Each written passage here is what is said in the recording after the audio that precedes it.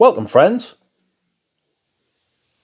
Today, we are doing another fragrance rotation video for the week ending the 26th of May, 2024. Heavens. That is right, my friends.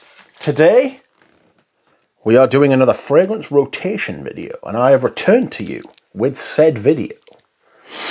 This week has been wet. It has been wet, and it continues to be wet. It's absolutely pouring down outside. It's outrageous. Even the horses are taking cover, and they're outdoor animals. Fed up the look. But yes, my fragrance choices this week will reflect the weather. And how have they been? I don't know if you could characterize them all as like a group, which I try to do every week, try to figure out if there's a pattern or not, but not this time. There doesn't seem to have been a pattern. Let's see if you agree. Okay. On Monday, I wore one of the greatest celebrity fragrances ever, and this is Iquitos. I had to decant it because the sprayer broke. Fucking nightmare. But saved and put into this bottle, and the sprayers on these bottles are some of the best sprayers I've got, so I'm not really that bothered.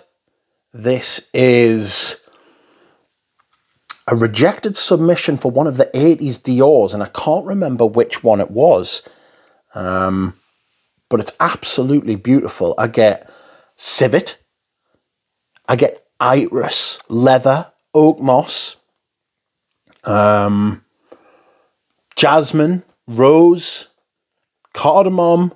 It's one of those fragrances, you know. It's like a proper 80s, full-bodied kind of thing. Made by one of my favourite perfumers, Gerard Anthony. I mean, there's only like one fragrance I can think of off the top of my head that I didn't like that he's made, and that was Cristobal by Balenciaga. Excuse me whilst I hydrate.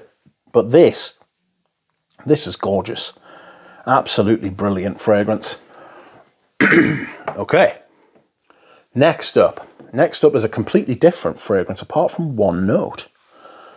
And the note is iris, because this is Hermes Iris, a vintage bottle. One of the original bottles, you know. This stuff is perfect for the rain. Absolutely perfect. It's cool, slightly concretey, slightly, it's got that kind of cold, cementy sort of thing, you know, grey, waxy. Not that iris is waxy, but not that concrete is waxy, sorry. Slight amber to it, just a hint of sweetness, but it really is just all about the iris, this. As it says on the back, big iris Soliflor. I've tried the newer version. It lacks heft, frankly. It lacks heft. The camera is just not playing whatsoever. Soliflor iris. But you can expect to see more of this. The colour of the bottle's amazing. Like, that colour is absolutely gorgeous. I know like Hermes are like a fashion house and stuff like that, but that colour is just pitch perfect. I suppose that's why they do that, and I talk about it. Those who can do and all of that. Next up, I wore the best blue fragrance in the world, and this is Ambre Supreme by Leon Damodable. I went through a phase of not really caring about this. I wore it for a while, loved it, and then I stopped wearing it. And now that the warmth and the The light days have come back. This is perfect for that. It's absolutely gorgeous. It's got aldehydes, it's got sage, clary sage, but most of all, it's got that huge ambergris in there. There's also some immortelle to give it this kind of slight darkness. In a lot of blue fragrances, they get that dark blue tone from an incense or an amber wood. This uses immortelle and it's all the better for it. You know, little bit of spice, maybe something a little spicy. I can't bring to mind what it is, you know. It's not cinnamon. Something though. Beautiful, absolutely beautiful perfume. I just wish they did 100ml bottles. I have asked, and I think my request was rejected, to be fair, so that's a shame. Next up, we have the first of 2 limited edition fragrances, and this is Nexin by Tower. I actually really like this stuff. For me, my favourite part of this fragrance is that kind of creamy iris, geranium, ambergris, sandalwood thing. I know that's a lot.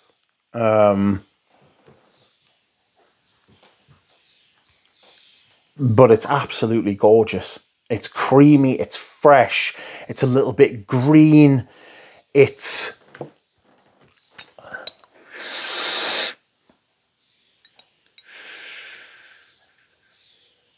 a little bit floral. It's just beautiful. I think this is his best work in years, frankly. And it's a shame it only got 1,000 bottles, but it must be the ingredients he's using. I managed to get a backup as well, thank God. So again, another 50ml bottle. And we're about to do 3 50ml bottles on the trot, because on Friday I wore another Les Indémodables, and this time it was Oriental Velour, something completely different from Ambre Supreme. This is big myrrh, beautiful, almost Coca-Cola-like myrrh. It's got a very similar myrrh to Myrrh Ardent by Annick Goutal, which is also another, I'm a massive fan of myrrh, damn it. It's got vanilla and a spruce note. It's got a spruce note in it, which is very strange, but it's definitely there, you know? Like this green, evergreen, coniferous, not carnivorous. It's dangerously close to carnivore, isn't it? It's coniferous. It's got that evergreen kind of smell. It goes really well with the myrrh. I don't know whose idea it was to pair them, but it was a very good idea to pair them because it smells amazing. Performance is huge, as you would expect with such a resinous scent. I love the colour of it as well. Gorgeous fragrance. Absolutely gorgeous. Saturday I wore something completely different again. And I wore this because I haven't worn it in years. Well, I say years. I haven't worn it in months. Well, I can't remember the last. It feels like months. Shut up. Anyway, this is Music for a While. For how long exactly, no one knows, but it's a while. Okay, made by Carlos Benaim.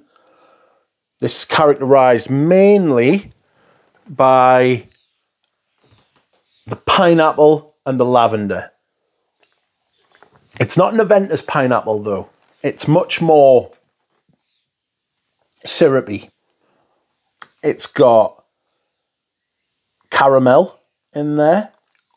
And a couple of other like citruses that tease the pineapple, tickle its toes. But oh God. It's so nice. It's so nice and it lasts all day.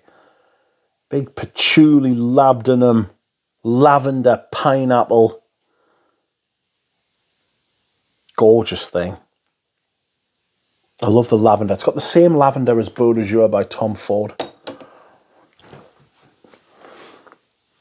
And now, on to my scent of the day.